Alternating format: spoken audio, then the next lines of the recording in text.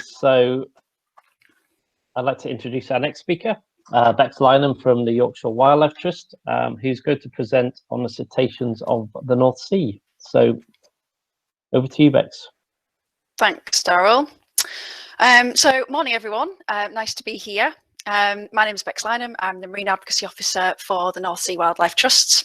So I'm based at Yorkshire Wildlife Trust, but I work on behalf of all the trusts in between Northumberland and Suffolk, essentially. And I'm going to tell you a little bit about cetaceans, that's whales and dolphins and porpoises. And the reason that I'm here talking about this today is the Wildlife Trusts have been working on marine conservation for decades. And in the last decade or so, we've been working towards securing marine protected areas. They are kind of nature reserves at sea, essentially. And we've been doing that through a government process alongside lots and lots of other stakeholders. And this is just one tool that can be used in a suite of management tools available to us as conservationists to try and protect marine wildlife and habitats. We've come a long way in the last 10 years, and we've got this network of protected areas around the UK and specifically in the North Sea. But looking at what we've got, while we've got a lot of protection for habitats, we don't have a lot of protection for species per se. So in the last couple of years, we've thought long and hard about what's missing from that network. And we started looking at cetaceans.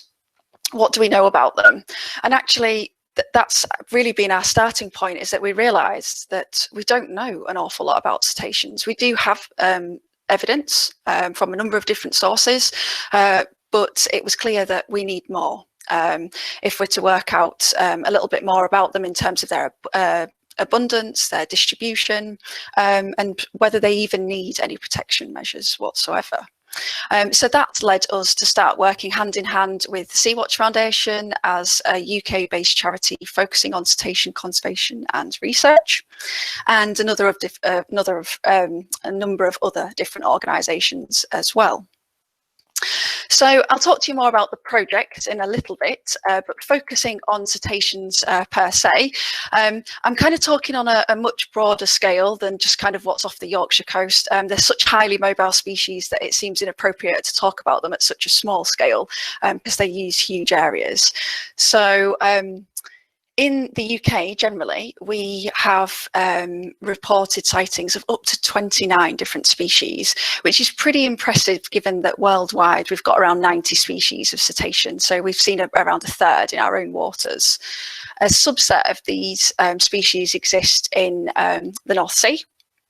And really, all animals are concerned with three main things. So feeding, breeding, and giving birth, and the nursery area that those calves provide. But the requirements in terms of the environment and the food source to perform each of those different functions can be really, really different from one species to another.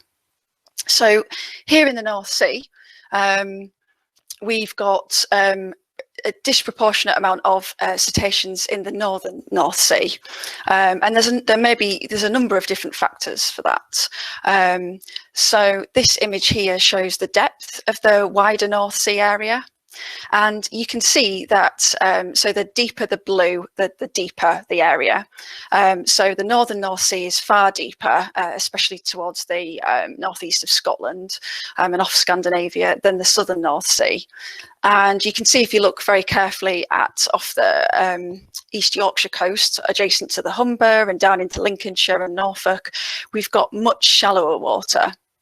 And this really influences where different cetacean species will thrive or not. So deep diving species like sperm whales and pilot whales, you're not going to find present in the southern North Sea, or you might, but that's not necessarily a good place for them. And probably Dan might come on to that.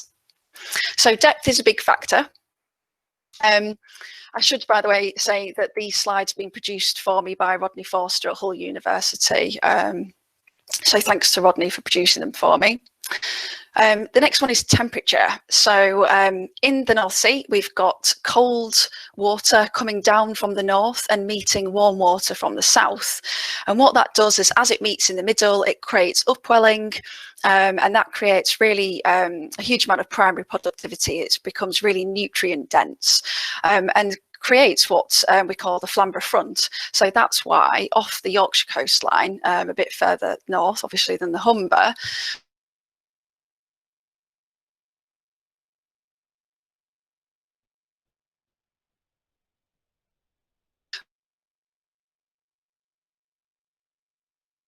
Oh, I think we might have lost Bex. Are you still there, Bex?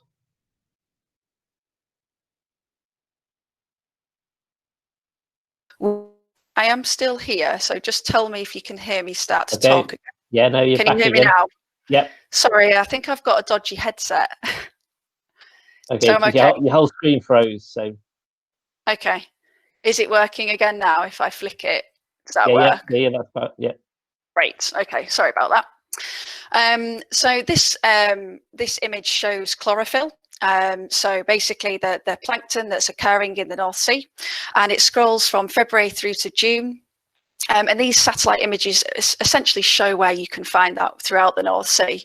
And you can see that from kind of February through to around April, it's much more concentrated in the central North Sea. But as you move through the year, it's really very much concentrated in that coastal strip. And that has a lot to do with where you're going to find different cetaceans, because it affects their food source. So with the minke whales, for example, which we know visit Yorkshire coastline in between July and October, very roughly, they're following the herring shoals and other shoals of fish down the coastline, which are kind of pushed into the coastal strip because their food is there feeding on the plankton, essentially. So that's some of the factors that affect cetacean distribution in the area. There's other things as well: salinity, gradient, like the slope of the underwater topography, seabed, habitat type, etc. The other thing that affects how well or not cetaceans are doing in the region is really us. So as we all know, there's a huge amount of activity out there. And the North Sea is one of the busiest seas in the world, and has been for decades, actually centuries. So there's so many different activities happening out there. They all support our quality of life. They're really important. We know into the Humber estuary, for example, is 40,000 ship movements a year. We've obviously got a lot of offshore wind going in, which is great. We need renewable energy, but it's a really busy landscape out there. So I guess it begs the question as to whether that space for wildlife is enough, especially when you consider the cumulative impact of all these activities. So activities as standalone activities might not present a pressure to a particular species of cetacean or otherwise, but cumulatively, what is that impact on species? So in terms of protection for cetaceans, they are a marine protected species via the Wildlife and Countryside Act. So it's illegal to kill or harm or disturb a cetacean. But other than that, they have very little protection in our waters. They do have some spatial protection. So, for example, harbour porpoise, this that you can see on the map is a site that is protected for harbour porpoise specifically. It's actually a huge site. It's nearly 37,000 square kilometres, so it's 3 times the size of Yorkshire. So it is huge, and I've zoomed in there. These are the protected areas off the Yorkshire and Lincolnshire coast. And this area here, this blue one, this is the harbour porpoise SAC. And that is designed to spatially protect harbour porpoise. It's not protecting anything at the moment because there's no management measures in place, but there will be. So really, as mentioned before, we're starting to work with, or are working with Sea-Watch Foundation and starting to work with other organisations to help us understand more about general cetacean abundance and distribution in this region. And we started the project in April of last year, and we've trained up 58 people. And 36 of those people are still actively surveying for us over the last 16 months, which is fantastic. We've had to have a bit of a blip, obviously, during lockdown, but otherwise they've consistently surveyed for us, and you can see the map on the left-hand side shows our sea watching stations. So each of those represents where someone or a number of people survey from. And we've got a really good distribution of stations, watching stations up and down the Yorkshire coastline, which is great. We don't want everyone recording up in the north, which, if I'm honest, is where you find a lot of the cetaceans, or at least that's what we're finding so far. We do need a nice geographical spread of recording, because absences is important as presence. We need to know when cetaceans are seen, but we also need to know when they're not seen as well, which is why what we're doing is training people to undertake these effort-based surveys. So exactly that, sitting on the cliff, watching what they see and what they don't see, rather than just reporting when they do see things. So the volunteers have just done a fantastic job. It's a real kind of, to me, it's a good advert for what citizen science can achieve in terms of kind of providing data. They've completed over 460 surveys now, which is well over 640 hours worth of volunteering. And as you can see, they've spotted a lot of cetaceans in that time. They've surveyed, or they've picked up on the surveys, 3 different species. So that's harbour porpoise, minke whale, and the bottlenose dolphins. By far and away, harbour porpoise is the most common species that we see. That makes sense. It is the most common species in the North Sea, and it's resident all year round, whereas the minke whales are very much seasonal visitors. And the bottlenose dolphins, well, we're just finding out what the deal with them is, because they haven't been present for a long time on the Yorkshire coastline, but in the last couple of years, they definitely have been. So a lot of our effort is going into land-based surveying, which is really important. It tells us a lot about what's happening in the coastal strip. So the first mile, maybe 2, if you've got a good scope when you're surveying. But it means that we don't know so much about what's going on further offshore, and it's equally important to understand how cetaceans are using the offshore area. So we've partnered with different organisations to allow us to capture that data, one being Yorkshire Coast Nature, which is a nature tourism business. They run dedicated whale and seabird watching trips in the summer months. So you can see here the tracks, the vessel tracks from their trips last year. They ran just 9 trips in the end, or 9 trips that we could put surveyors on, given the weather conditions we sometimes get. And you can see where they went and when they picked up different cetaceans. So here you can, the minke whales are quite prominent on this map. That's the blue dots. So yeah, we've started to collect this land-based data as well. It's important to say that all the data that we're collecting is very much one piece of a much bigger jigsaw piece. There's lots of different agencies and organisations collecting data, and that's necessary to provide the scale that is needed. This data can't hope to not sit alongside a significantly broader data set for it to tell us anything definitive. So over the next couple of years or so, I mean, the way that this is designed is to be collected as a long-term data set. It's only in doing that that we're able to identify any trends and react to that by putting conservation measures in where appropriate, if we detect pressures from human activity. So what we want to do now, because we've been surveying, or started the project in Yorkshire, very much as a pilot, is to increase the amount of surveying that's going on in other areas along the North Sea as well. We were due to run training courses in Lincolnshire and Tees Valley earlier this year, but unfortunately COVID put a stop to that, but that's fine. We're going to be doing it, trying to run them in spring of next year. And at the same time, we're going to increase the vessels that we're working with as well, especially vessels of opportunity. And what I mean by that is the vessels that are out there on the water already. So perhaps they're fishing commercially, perhaps they're recreational angling, and other sea users, actually. We want to ensure that, you know, if people are making sightings of any cetacean species, that they know that they can report it and where they can do that.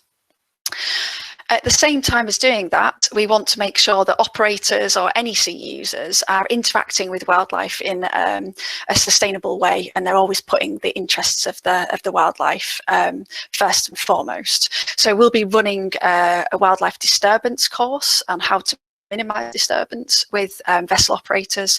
So it's really aimed at kind of skippers and business owners that want to ensure that their business is operating sustainably at sea. And the other thing that we want to do is do some more discrete projects looking specifically at species. So the kind of data we're collecting is really general in nature, insofar as it tells us something about abundance, distribution and diversity of species, but it doesn't answer questions around, you know, where are the bottlenose dolphins coming from, what are they doing here, and where do they go, you know, how do they use the area. So we have definitely more questions to answer. So if this is something that interests you, or you know someone that you think would be interested in helping with this, then one way that you can help is to become a Sea-Watch observer. It's a really flexible, fair weather role. It needs to be daylight and it needs to be very calm on the water. So it's a great role and you can do it whenever you want. It's very, very flexible. We also encourage people to report those ad hoc sightings. So if you're walking along the coast or you're out at sea and you do spot something, then you can report that on Sea-Watch Foundation's website. And of course, support green initiatives and policies. I'm sure we're all doing that already. There's so many different ones out there, but in this way, whether directly or indirectly, it's probably helping cetaceans. And the other thing is just to tell other people as well. I'm not sure how many people are aware of just what fantastic creatures that we have residing in Yorkshire waters, or at least visiting Yorkshire waters. Yeah, I don't know. I think I think a lot of people don't know that we have bottlenose dolphins and, you know, giant minke whales at 9 meters in size. So just tell people what we've got and tell them about the project. And that's it. Any questions, anyone? Excellent. Thank you very much for that, Bex. It's a definite increase, I think. It would be safe to say, in marine mammal observations, cetaceans particularly, along the Yorkshire coast. So it's great to see. So just waiting to see if any questions are coming in. In the meantime, I'll ask a quick question, if I may. The data you collect, how is that going to be shared, and is it publicly available, the sort of data that you collect and the data that other people are collecting? Yeah, so I haven't shared any of the data at the moment because it's still pretty early doors in terms of doing much analysis on that data, given the scale of it and the amount that we've actually got. It's not publicly available as such because as effort-based data, it comes to me and then it basically goes into Sea-Watch Foundation's website. But definitely over the next couple of, well, over the next year for sure, we want to, you know, actually do some more in-depth analysis of that data and share it with people. So something to watch out for. Excellent. Yeah, definitely. A question from Jackson. Are there any preliminary thoughts on where the bottlenose have relocated from? Good question. Yeah, it's a mystery. So we know that some of those bottlenose dolphins are from the Moray Firth, or that they use the Moray Firth. So when I talked about undertaking discrete projects, we want to do more on photo ID of the bottlenose dolphins.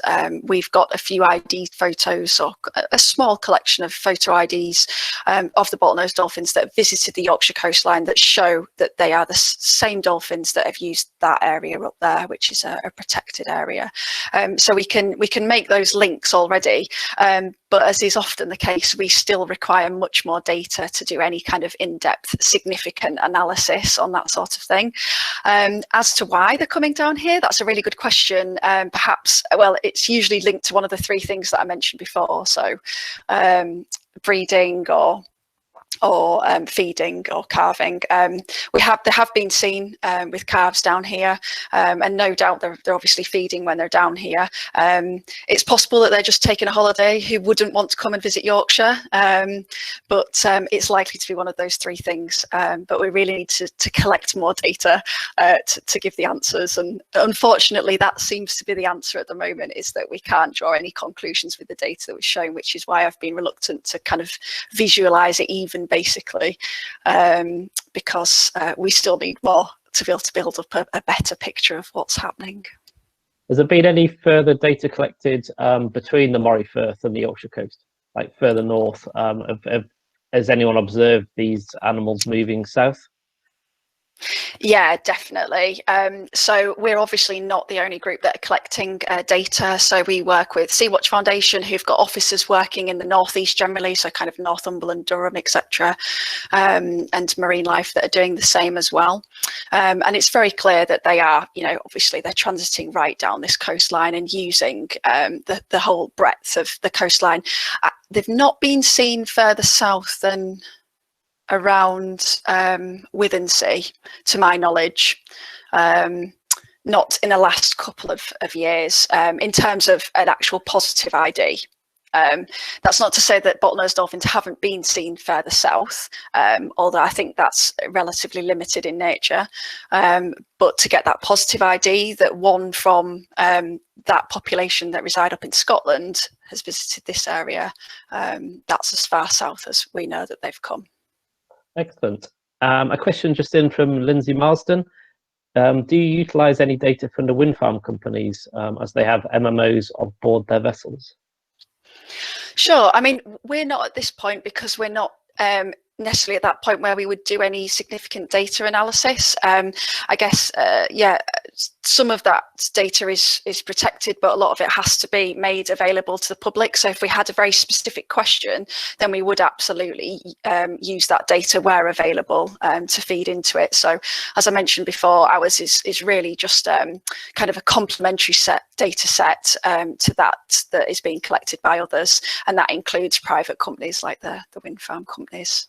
That'll give us a much better picture of what's happening further out at sea, for sure. Excellent. Well, in the interest of time, one final question that just come in. Regards to vessel-based data collection, how willing are you finding groups such as fishers with this? That's a question from Jordan. Are we happy to work with fishers? Was that the question? Are we? How willing are you finding groups such as fishers with this? As in, how willing are the fishers, I think? Yeah, sorry, Jordan.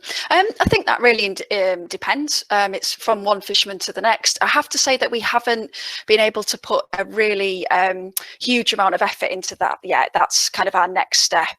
We've just sort of set up the project in the last year or so. So we need to push that much more.